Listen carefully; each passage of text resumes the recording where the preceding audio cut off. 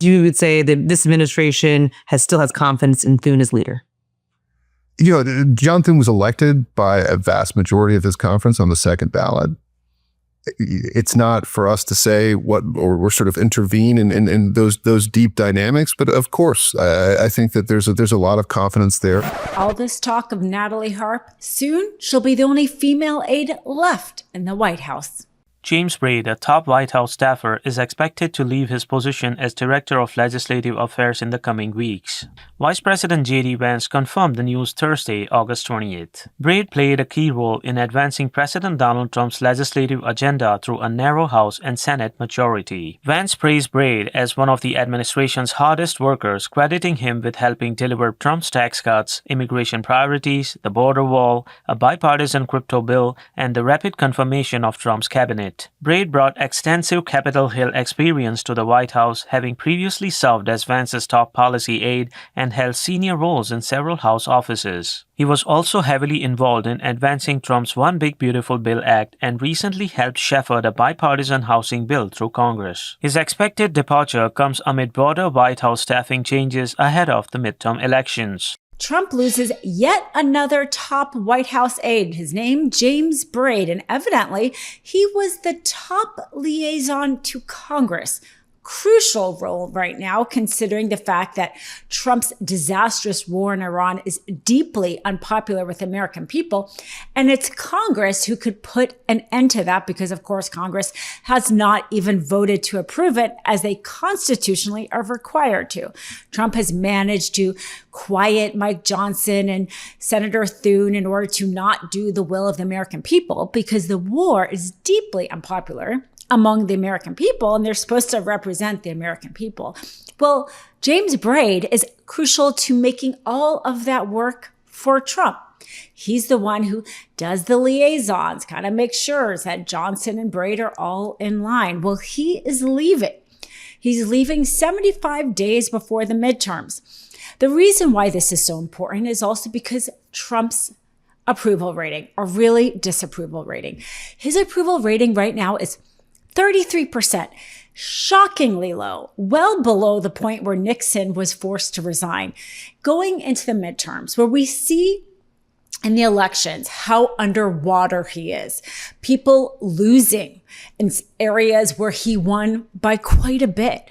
He's poll after poll after poll is showing how underwater he is. And instead of trying to make it right, he just goes on stage and lies to the American people, says affordability is a Democratic hoax, isn't even trying to fix healthcare, isn't even trying to fix immigration, instead sending out masked goons, these ICE agents. Americans understand he really doesn't care about them. He just cares about getting rich. He just cares about getting his taxes waived. People are not that dumb. They see what is happening. And so when you have these White House aides like Carolyn Leavitt, who left, who can go on stage in a podium and try to make all of this look in a pretty package and say her lies in this way that is convincing for a lot of Fox viewers, when she leaves, that's devastating for him. When somebody who we may not all see, but is behind the scenes making this all work for Trump with Congress, that's devastating for him. It's not surprising that his White House aides are leaving a sinking ship because come the midterms, as we know, it's going to be devastatingly bad for Trump and the Republicans. Trump will officially be a lame duck president. And who wants to do the bidding of a lame duck president when his bidding is so deeply unpopular for the American people? People who worked for him now, who have any measure of skill and talent, have left and are leaving. And that's just going to make him less effective, which is what we want, because the only things Trump is effective at is causing havoc for the American people. The Trump loyalists are dropping like flies. 27 Senate confirmed departures in 18 months.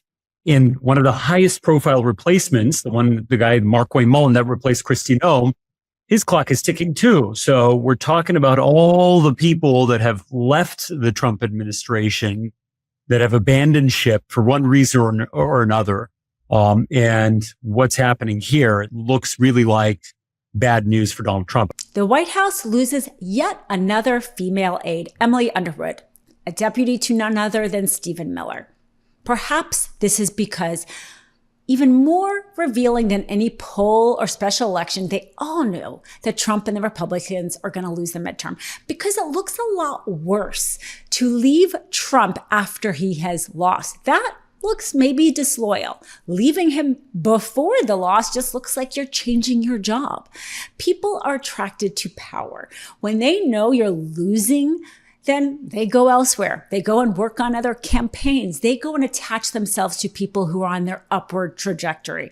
The fact that the White House has an exodus of aides means they know they're going to be ineffective come November or come January, and they're starting to look elsewhere.